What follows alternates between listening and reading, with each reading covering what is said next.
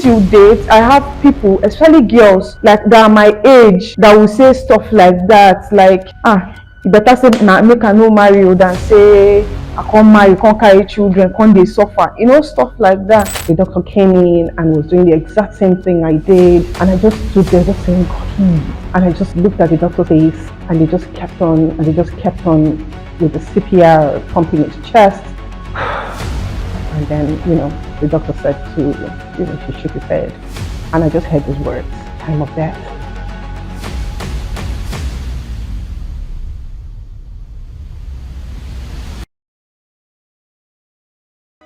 Hello, my name is Divine Peace. I'm 29 years old. I have 2 kids aged 5 and 3. I'm a businesswoman, I'm a model, and I'm an influencer. So I was married for 4 years, and then I lost my husband in 2022.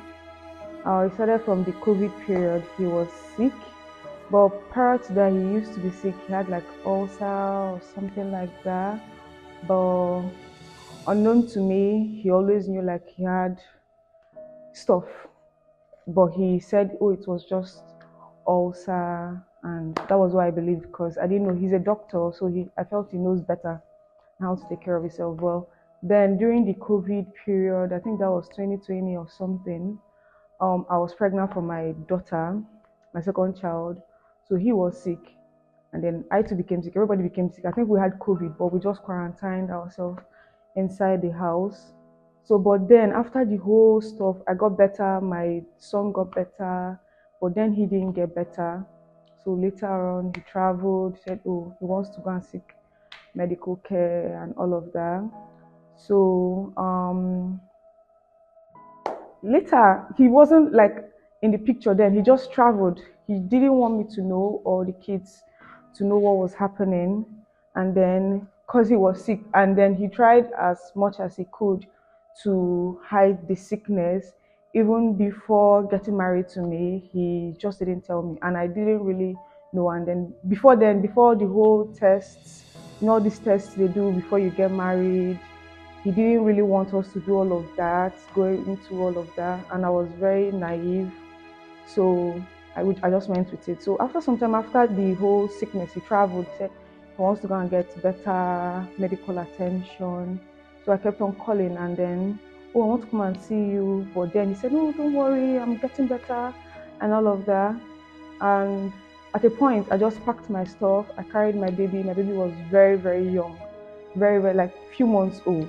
So I carried her, my other son. I just packed my stuff. I went to look for him in Lagos. Then we were staying in Benin City. So when I got to Lagos, I saw him. It was later on. I didn't really know what was happening. But I know he was very sick. He looked very, very sick. Very, very sick. I didn't know what was happening. At the point I was so scared. But then I even got to know what was wrong with him. There was this prayer group we now formed, we always pray. So with his brothers and his other family relatives and I. So that night we were supposed, because it's every night we do like vigil and all of that. So we were supposed to like join the vigil. So somebody joined, his brother joined, and a sister-in-law of mine joined, and then I joined. But the rest of the family members, they've not joined by then. So they didn't know I was in the prayer group by then. I've joined the meeting. So they were talking. Oh, so he was telling my sister-in-law, my brother-in-law was telling my sister-in-law, oh, see what's happening. So they went to the hospital, and then they said he has cancer, and then his liver is damaged and all of that. I was just there, and I was just listening. I didn't say a word. I was just listening. So at the point he said, wait, are you sure Ada is not here? So he said, Ada, can you hear us? Can you hear us? I kept quiet. Can you hear us? That's before I traveled. So the next day or 2 days later, I packed my stuff, and then I came down to Lagos. It was really a very long journey, because when you're seeing somebody that you've been with that has been healthy, but then you're seeing this person going through a whole lot. It was really like a year plus. We're going from hospitals to hospitals. There are so many backstories that I might not really get into, but it was tough. So from there, we moved to Abuja. We wanted to leave the country to for a transplant, and we kept on applying. Like the process was too long. Cancer is deadly because I don't know whether at the point I was preferring if something wanted to happen, it should just happen immediately because it was lingering, and then you see this person gradually fading away, gradually. So it was traumatizing till date. It still traumatizes me. So, but anyways, so subsequently we went to the hospital, a Turkish hospital in Abuja, because we were trying to use that route to the country for. So, at the point they said, oh, the doctor called me out one day. He said, this man is not going to live more than 3 months. I had faith. I said, for what? No. And this period, my daughter was still breastfeeding, so I was so skinny and very ugly. So um I had to like move to and fro, take care of the kids, take care of him, stuff like that. So and then after like 2 3 days after he said, oh, 3 months from now he's going to die. The next time we came, he was not like, I'm not sure this guy is going to spend up to 7 days on earth. So like I didn't know what to do. I didn't know what to say.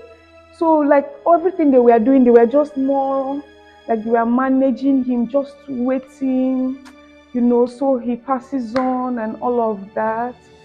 So but then it wasn't even up to that 7 days. So it became very serious. Like at that last time that he said, oh, 7 days from now he's going to, I'm not sure this guy is going to make it. So he just, by then his systems, they shut down his nervous system. He couldn't even like press his phone. Like he can't pick up a spoon and all of that because his brain wasn't sending signals to his body. So he couldn't do anything. He might reason a little bit, but like everything was just, and then they said, oh, the liver is dead, the kidney is dead, the stomach is not working, there's nothing, everything inside is, So, but anyways, um so he was that day that the doctor said 7 days. So he was hospitalized. Before then, we were coming and going. So he was hospitalized, and then I went home to make carrot juice for him. He wanted carrot juice. My mother-in-law came to stay with him. When I was done about taking my shower and all of that, the doctor called me and said, if you don't come now, your husband is going to die and you won't see him before he leaves this world. So I left everything. I took my baby. I booked an Uber, got in an Uber. I was just praying. I was calling my dad. I was calling his friend, who is also a medical doctor, while I was going. So by the time I got there, I saw my mother-in-law started calling me. She was like, oh, come back to the house. Don't worry, come back. I said, no, let me go and see my husband. So then my brother-in-law started calling me, said, where are you? I said, I'm on my way to the hospital. He said, no, just go back to the house. Don't worry. I said, no, I want to go and see my husband. Moreover, prior to that, he didn't want anybody attending to him or being with him except his wife. He said, oh, it's just my wife. But anyways, so when I got to the hospital, he was dead already. They were just trying to like check his vitals and all of that. I just saw him lying down there, very peaceful. There's one thing I noticed about him when he was dead, just lying down there, he looked very peaceful. During the period that he was sick, he looked very troubled. He looked so pale, so white, so thin, so skeleton-like. But then when he passed, and then I looked at him, when I came close to him, I lifted him up, he was very heavy. Because prior to that, I would be the one to take him to the restroom, and all of that, feed him, prop him up, stuff like that. But then when I lifted him, he was heavier, he was fuller. I don't know how to explain it, but he looked so much at peace. So much at peace. And if I cried, I actually did. I fell on the floor and I cried so much. But then the reason why I stopped, because I kept on looking at him, because they gave me time to just be with him. So I just kept on looking at him, and then he looked so peaceful. If you had seen him when he was sick and then saw him when he passed, there was a very big difference. He was just so, I don't know how to overemphasize it, but he looked so much at peace. Like everything, his body, his skin was looking more like he was like back to the way he was. So, and then before then, when he was really sick, always made this prayer. I asked God for healing. So many pastors came to pray and all of that. But then I said to God that if this man would die after all this stuff, because he was pooing blood, he wants to wee blood, he wants to blood, like, like literally every system in his body has shut down. He was just, just, I think it was just his eyes that were working. Like, you will know that he's, so, and then, but then when everything happened, he was just like his normal self, the person I used to know. So it gives me a sense of peace. It gave me a sense of, still does, seeing him that way. I was tired of seeing him suffer. He was literally suffering because he couldn't eat. He can't do anything. He's just there, in pain. If you see him wriggling, you know he's in so much pain. But then I was glad that he wasn't in so much pain anymore. It just gives me this, that he wasn't that way. Because for a year, you can't touch him, everywhere is pain. Let's just summarize it. That was, to an extent, it's very painful, but I just feel the way the whole thing happened, I just know he's somehow within me. I just know that he's in heaven. He's in a better place than this place. And it gives me this confidence and this peace, because I just know.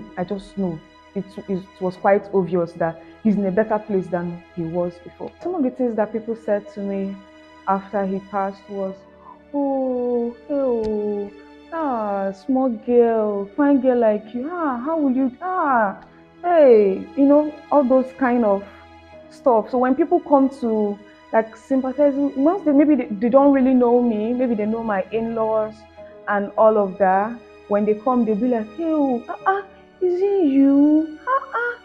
Small girl, hey, fine girl, and stuff like that. And then secondly, people that knew me from way back, they will be like, oh, I said it, oh, you shouldn't have married. When you now married, in fact, a friend of mine that wanted to get married during the period I got married also, but then hers didn't work. She was now like, no, I'm now better than you, Seth.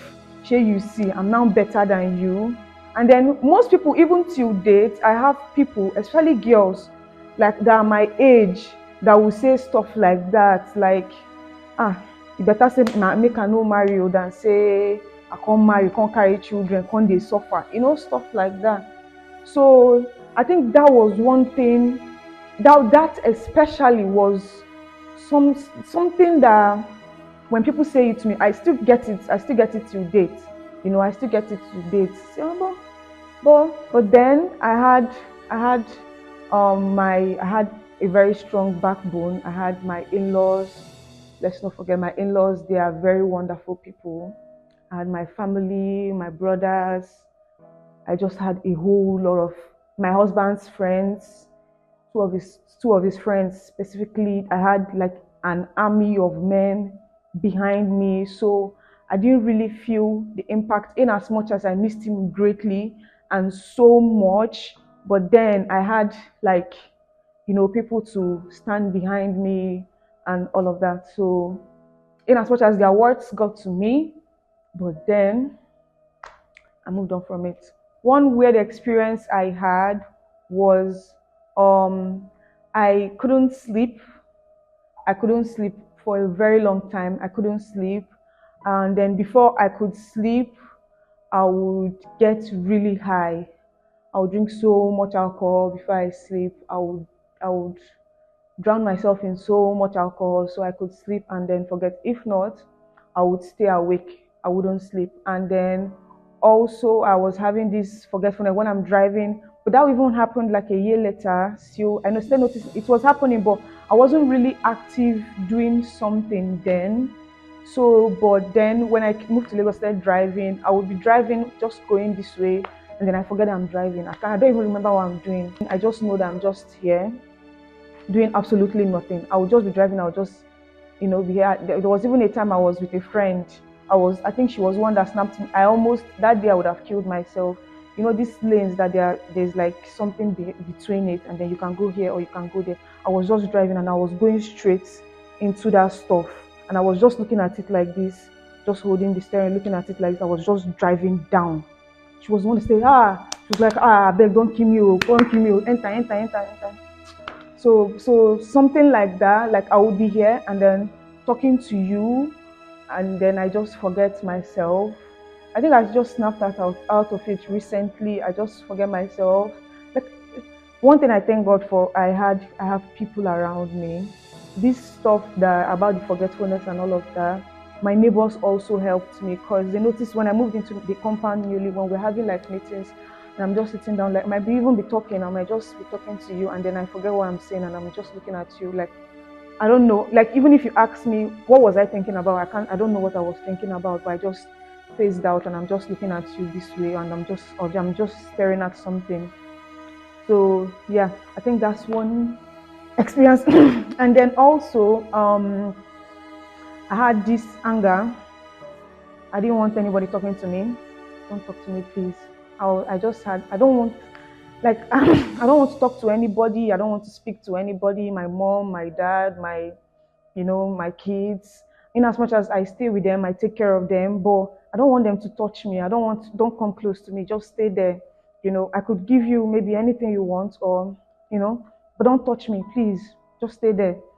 So that was something. I had this anger, resentment against everybody. I just want to stay on my own, but then raising my kids, it hasn't been easy, because when my late husband passed, I was my baby, my second child, was still very tender. She was like a year. She just clocked a year when he died. A few days before he died, she just clocked. So they were of the opinion that, oh, don't cry. If you cry, in our tradition or something like that, a woman that is carrying a baby should not cry. If your tears, because I was still breastfeeding, if your tears should touch the child will get sick or something will happen to the child. So you don't have to cry.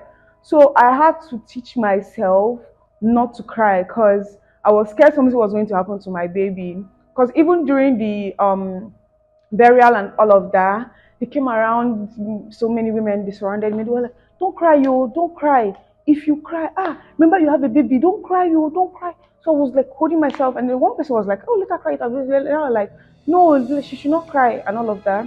So from there, I learned not to, I wasn't really crying. Even when I just feel inside, I just drown myself and then I just go to sleep. And then raising my kids till now, my daughter, she's now 3. I've learned also to just be strong, and act strong, because I'm not expected to act weak. If I should act weak, what would I do? Who would? Nobody here. So, but then, still raising them also has been also somehow easy, because I have people, and I won't dispute that. I have my in-laws, I have my mom, so when they are around, and most of the time when I tell them that, oh, I just feel so overwhelmed and I just need some time alone, they let me be. My mom, my sisters, in-laws, they are so amazing. And I think part of my story, I would always have them in my story, because even as I'm sitting down here, if my kids need a mother and as I'm here and they can't get to me, my sister-in-law is there 100% for them. So yes, it's been easy and it's been difficult at the same time.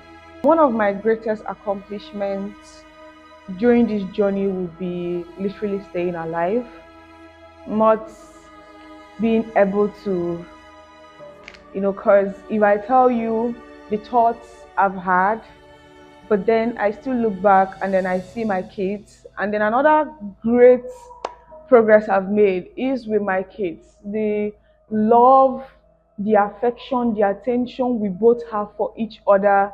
Like, my son is literally my backbone.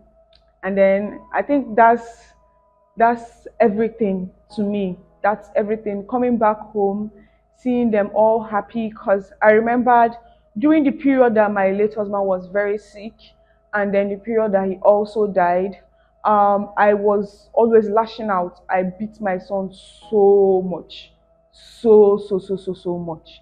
Like every, and he was so small. He was like 2 years plus or something. So I was always for like the tiniest thing that I would have ignored now that he would do, I will beat him. That is how the way I will beat him. You will see my hands on his body. Like I was literally trying to remove him from this world, because I was so angry. I felt like if they were not here, maybe I could move forward or I could do better, but they are the ones that are like, blocking me, or maybe I could move, something like that. But then seeing me now, and then seeing the whole changes, seeing like how I've matured, not doing all of those things now is really, really, really big. Is a big achievement for me. I got to know about WiCare through a friend. I had a friend that had some sort of interest in me. So, but then when I told him about myself and then the journey I've been through, he was not like, oh, so that's why you've been like this. So he was not like, I would introduce you to somebody, I will tell you about somebody, you have to go and meet her. And so he sent me Mrs. Diane's number. So I called her, and then from there, and then stuff that WiCare has impacted into my life. I've made friends. I've had sisters. I've met other people that have been through the same kind of stuff as I have, and yeah. Widowhood is not the end of the world. It's not a death sentence. It's not a time to wallow in self-pity. It's not a time to live in agony or regret or thinking, oh, maybe if I never had gotten married, or maybe if I had gotten married to a very different person, this stuff wouldn't have happened. Or so it's actually a time to look within yourself and then try to figure out how you could be a sole individual, just you by yourself, and then move forward and then accomplish a whole lot of things. My name is Divine Peace, and I am a Wonder Woman, period. My name's Lovina Foster. I am 42 years of age this year, November 3rd. I am a mother of 3 kids, 2 girls and a boy, ages 15, 14, and 11. I work in a financial institution. I am a first child of 5. My mom is late. My father is alive. We all live in Lagos. I was married for 12 years. Lost my husband in 2020 to COVID. And I have been widowed for 4 years, coincidentally today. A little backstory. He had had malaria, and we had gone to the hospital. They had done a test. They confirmed that he had malaria, and they had placed him on some medications. And he was on the medication for about 4 to 5 days. And then my son took ill. I took him back to the hospital, and they said he had typhoid and needed to be kept overnight to be observed. So I had to stay in the hospital with my son while my late husband was recovering at home. And the second day at the hospital with my son, my oldest daughter had called me to ask if I had her father's medications, and I directed her as to where to get it. And she was trying to explain to me how daddy looked funny, and his legs looked funny.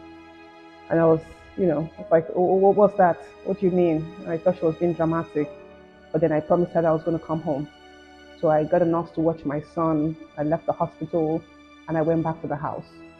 And when I got home, it really wasn't a pretty sight, because true to her words, his legs had shriveled. They were thinner than usual. In retrospect, I googled it and found out that it's called muscle atrophy or muscle dystrophy. I'm not certain, but yeah. He had lost all the muscles on his legs and he needed to use the restroom. So I had to take him from the bed to the convenience, and he barely made it to the toilet. I cleaned up after him and took him back to the room. It was at that time that I knew we had to go back to the hospital. I just thought, I mean, this is just malaria. What's going on? So I called his friend who came over and drove us to the hospital where they had given him the meds for malaria.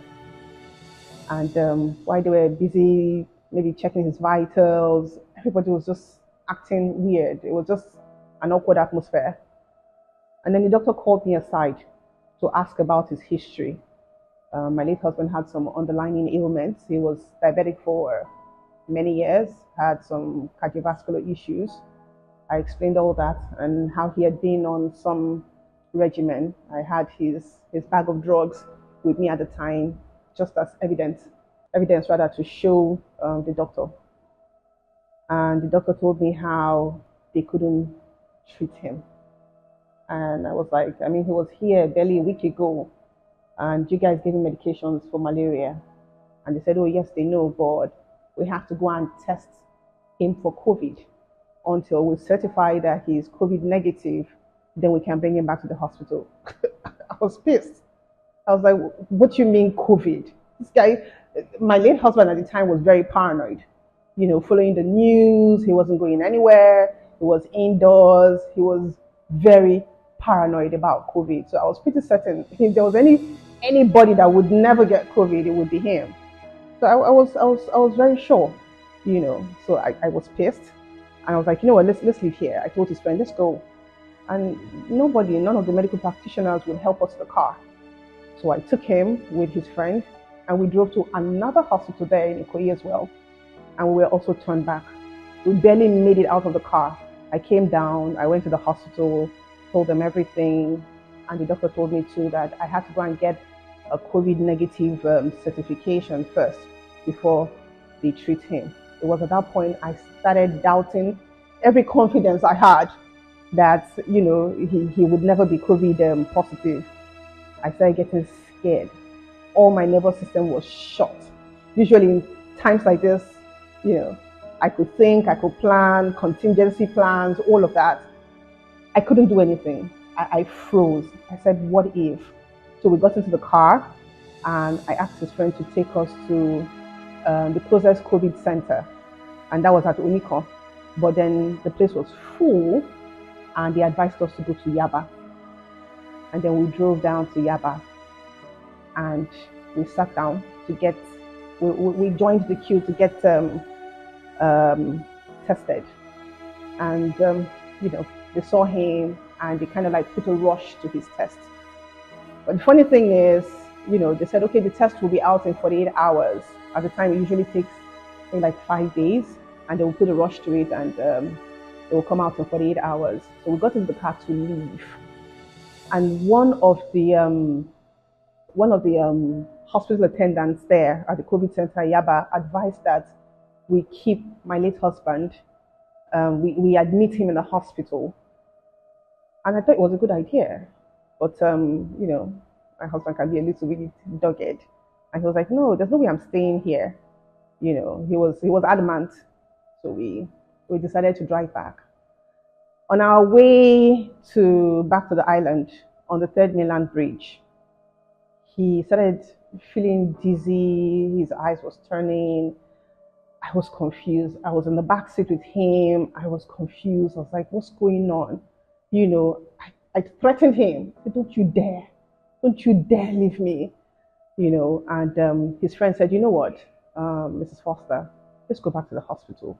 And he was like, "No, no, no." I was like, "Don't listen to him. Let's take him back to the hospital just in case there's an emergency." So he turned back, went back to the hospital, and we got him admitted into one of the hostels that they had then. Fine place. So we stayed there. The test results came out the next day, and he was positive. It was, honestly, I didn't even react the way I thought I would. I wasn't freaked out. I wasn't scared. In my head, I thought, worst case scenario, we do all the right things, and then in a couple of days, or if we keep him quarantined for 14 days and we do everything right, we'll come out of this okay. At the time, I Kukuma knew that I was obviously positive with all the touching and the carrying and all of that. And I didn't really bother about myself. But then I still had to go get tested. And we're kept in a room. But every time the attendants had to come to the to the room to check his vitals, his O2 levels. They had their guard on. They had all the, the coveralls, the overalls that they usually would put on. And I had to open the door because they wouldn't touch anything, not the door, not the switches. And every day they checked on him, and his vitals were not looking good. He was still taking his regular drugs, and by the third day, oh, by the second day in the evening, he seemed better. He sat up, he was chatting with me. Whew, I just thought, okay, this guy is strong. Oh my God, we're happy. He laughed. We video called the kids. I had gotten someone to go get my son from the hospital back home. So there was a video call. I got my pastor on a video call, prayed for him, and it was looking good. And then on the third day, I think it was a Wednesday, in the morning, he was up and about too. I assisted him to the convenience. Let's not forget that we had stayed on admission unprepared. I didn't have any of my personal items, nothing, so I hadn't showered for days. I hadn't brushed my teeth for days. There was no appetite. He was barely eating, so I couldn't eat. I wasn't even hungry. I just wanted him to be okay. On the third day, he was up. I had taken him to the convenience, and they came for their usual checkups. And they were like, okay, his vitals were improving. And I was like, thank you, God. We might actually leave this place. And then they left out. Now, I needed to give him his regular drugs. So I put them aside, got water. I propped him up, just so that he would rest on my body, and handed him his drugs. And then all of a sudden, the drugs fell out of his arms, and his hands were stretching out. His body was stretching out. I laid him back on the bed. I was like, what's going on? What's going on? And his eyes were the black of his eyes were just going up. And he just stayed still on the bed. What did I know? I started CPR and was pumping his chest. I wasn't even sure what I was doing. I didn't know if I was doing the right thing. It was just me. I opened the door. I screamed for someone to come. Of course, we're far behind in the hospital, in the hostel. So I got my phone and I called the CMD of the hospital. He gave me his phone just in case of any emergencies. And then he said he wasn't around, so he called some doctors to come and check. But that was maybe like 5 minutes after. But he was just still there. He hadn't gone just yet. His body was warm, his eyes were still warm, and the doctor came in and was doing the exact same thing I did. And I just stood there just saying, God, please. And I just looked at the doctor's face, and he just kept on with the CPR pumping his chest. And then, the doctor said she shook his head. And I just heard these words, time of death. I fell on the floor. I was kicking and screaming. I just said, God, please, just do this for me. And then anything you ask of me, I will do.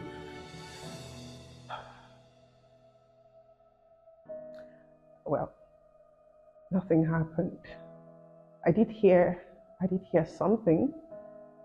I heard, so my friends would tell me that was the voice of God or the Holy Spirit say, I gave you 18 months.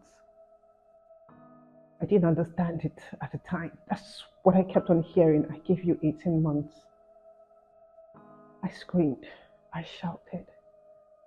I didn't know what to do. And of course, the attendants couldn't stay there for long. So they declared him dead and they left the room.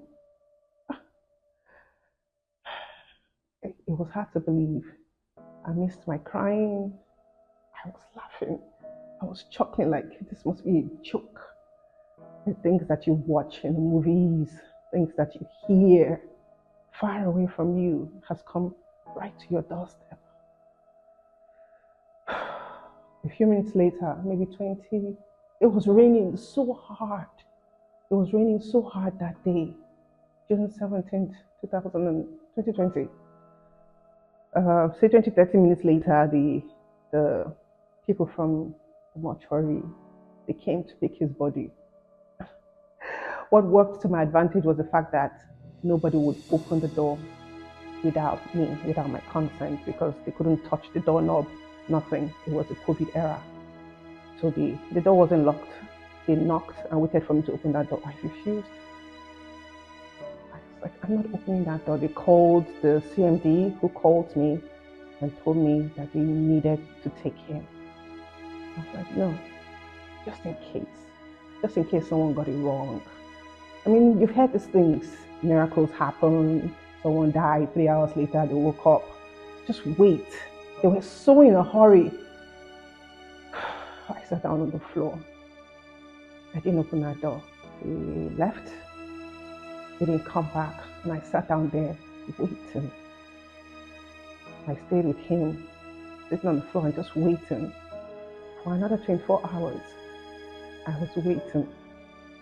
The next day, at about 11, 12, when it had dawned on this sister, there was no waking up. I called the CMD and I asked them to come and take his body, that I was ready.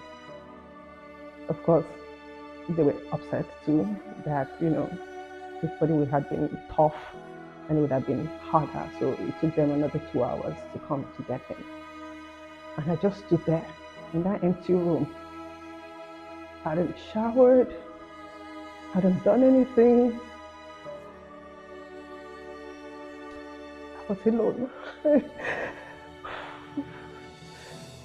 So my test had come out and I was COVID positive. So I had to deal with that. CMD arranged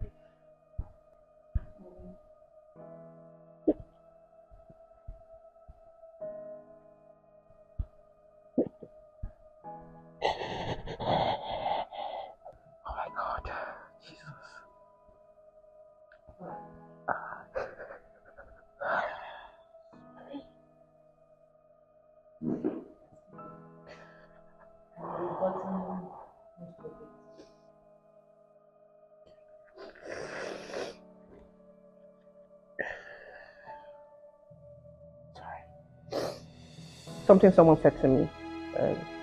In all fairness, I think he didn't know any better. I mean, it hurts me. He didn't know any better. He was coming from a place of concern, I guess, but it just didn't come out right.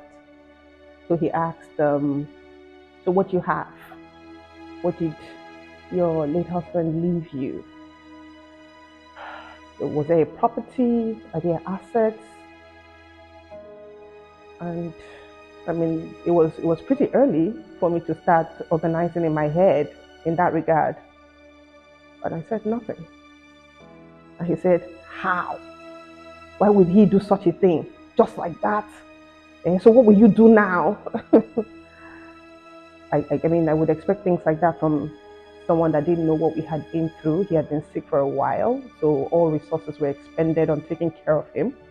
So I really wasn't thinking of that. So that hurt me. That hurt that it came from someone that I expected to be a backbone at the time. And then something weird that happened at the time of my grieving. So there was this strange feeling I used to have while driving.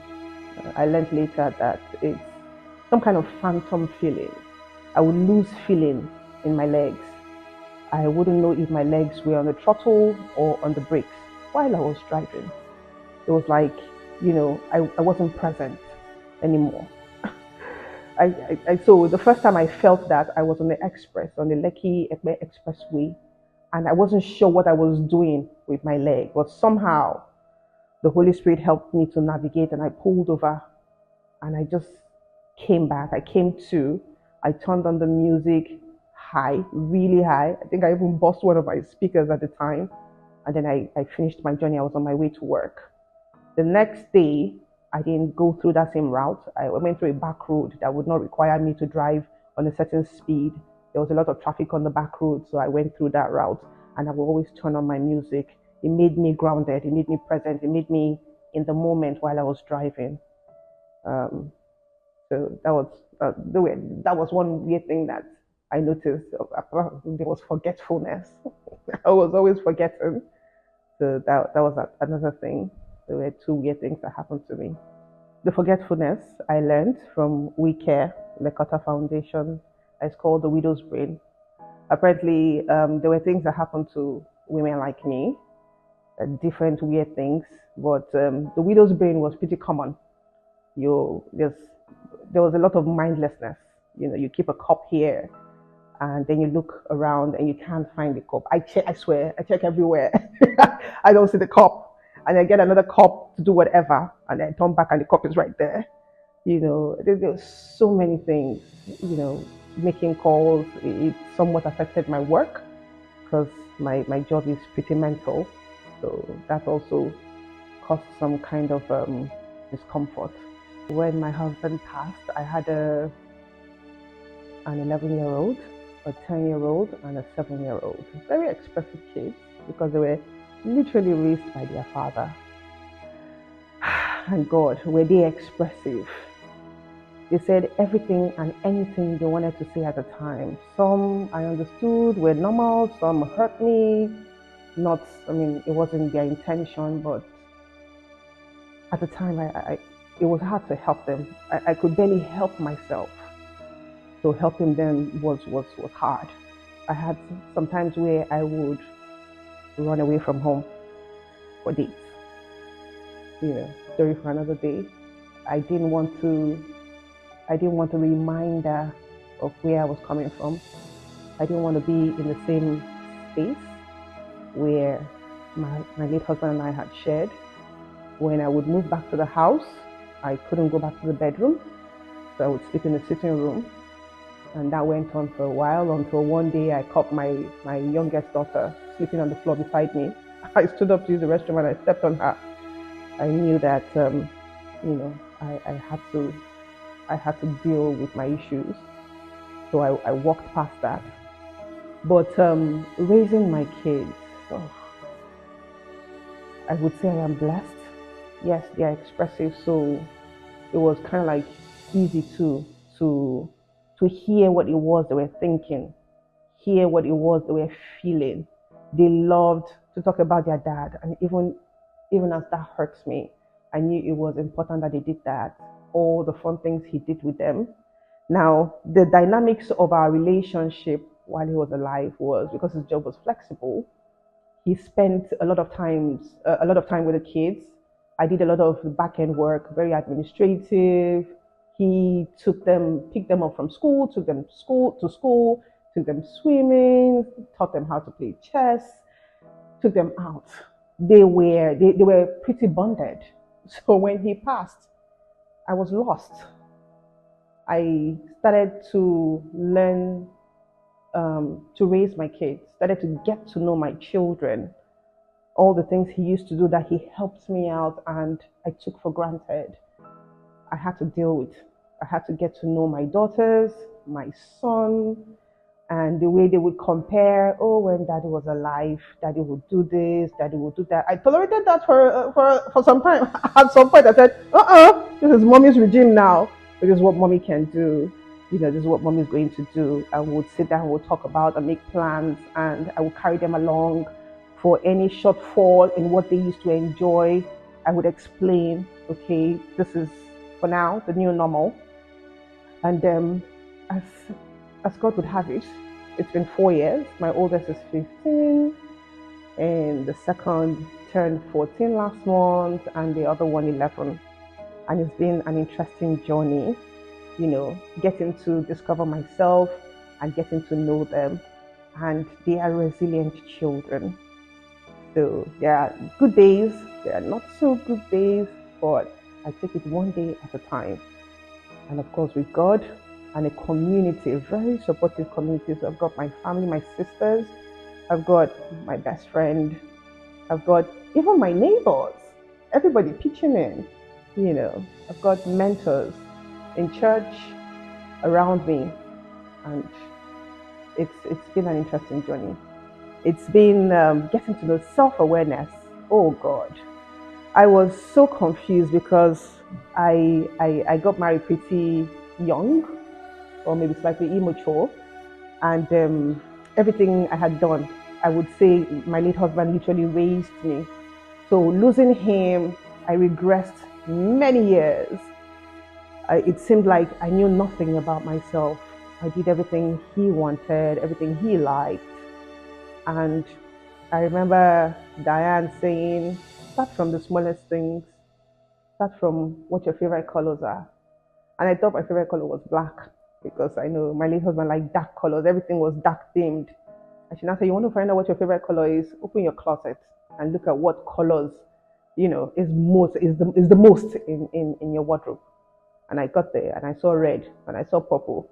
And I laughed. I said, no, these are not my favorite colors. I said, those are your favorite colors, actually, unconsciously. So it's from the little things I started to learn about myself, started to grow mentally, understand emotional intelligence. I thought I was a very empathetic person. Hey, in this journey, I had to learn empathy on another level, kindness, graciousness on another level. Meeting other women that are better than me and I am better than.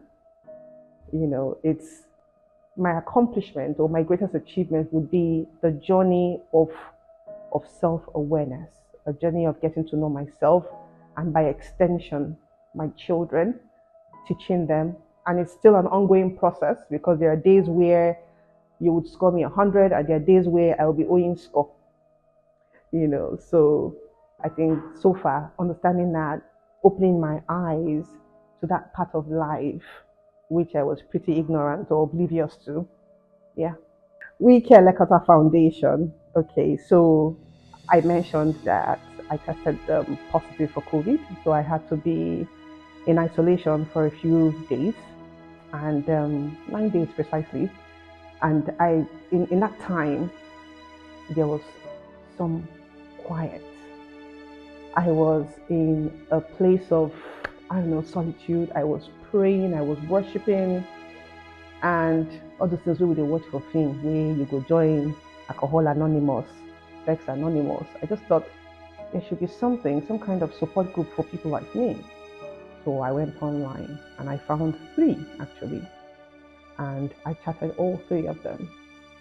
One responded, WiCare Lekota Foundation. So we started to engage virtually and on the phone. That's the founder of WiCare Lekota Foundation, Diane, my very good friend now, a grief counselor. And somehow, I think even before I actually formally became a member of WiCare, she started to counsel me. So my healing began earlier before I became a member of WiCare. But when I finally became a member of WiCare, oh God, information overload.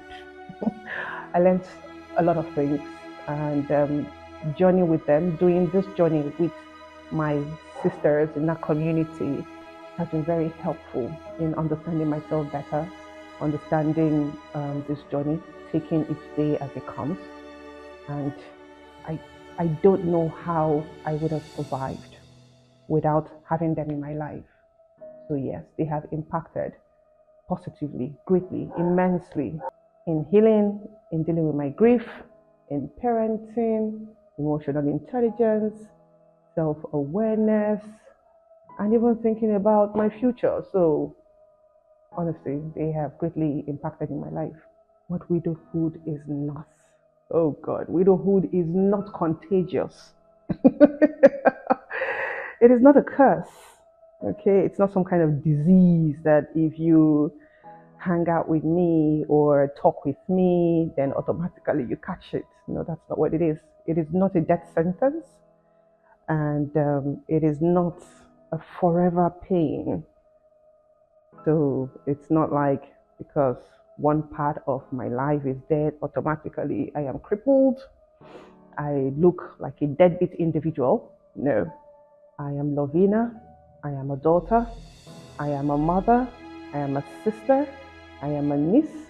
I am a friend. I am many things.